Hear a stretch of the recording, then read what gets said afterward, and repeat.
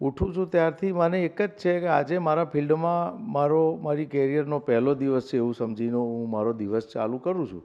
એટલે I have a lot of things to look forward. એવું નથી કે બસ મારા કામથી મને સંતોષ થઈ ગયો છે કે 32 વર્ષ બહુ કામ કર્યું કે હવે મારે રિટાયર થવું છે.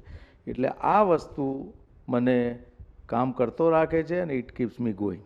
ડૉક્ટર તેજસ પટેલ જ્યારે ફ્રી સમય હોય છે તો ત્યારે પોતાનો સમય કેવી રીતે વિતાવે છે? કઈ વસ્તુ છે કે જે આ કામ સિવાય પણ એમને વધારે પસંદ છે? ફ્રી સમયમાં મને મારા ફિલ્ડનું વાંચન કરવું ગમે છે. હું મારા કસરતનો ટાઈમ બને એટલો વધારું છું અને બાકીના ટાઈમમાં મને પર્ટિક્યુલરલી હું મેડિટેશનમાં અને એમાં સમય આપું છું, રિલેક્સેશન પ્રેક્ટિસમાં. મને બહાર રખડવું બહુ ગમતું નથી કે હું બહુ નાઇટવાળો કે પાર્ટીવાળો માણસ નથી. અને 3 વસ્તુ જો તમારે આ કેવી હોય જેટલી પણ અત્યારે યંગ જનરેશન છે કોઈ પણ ફિલ્ડની, તો એમને તમે શું કહેવા માગશો? યંગ જનરેશનને એમને they have a long way to go. પણ તમારે લાંબી કેરિયર બનાવવી હોય અને સારી કેરિયર બનાવવી હોય તો શરીર તંદુરસ્ત રાખવું પડે, એના ઉપર પ્રોપર કામ કરવું પડે. મન તંદુરસ્ત રાખવું પડે, એટલે સ્ટ્રેસ મેનેજમેન્ટ બરાબર કરવું પડે.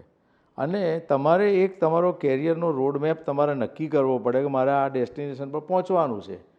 અને દરેકને એમ હોય કે મારું આમાં ફ્યુચર છે અને આમાં ફ્યુચર નથી.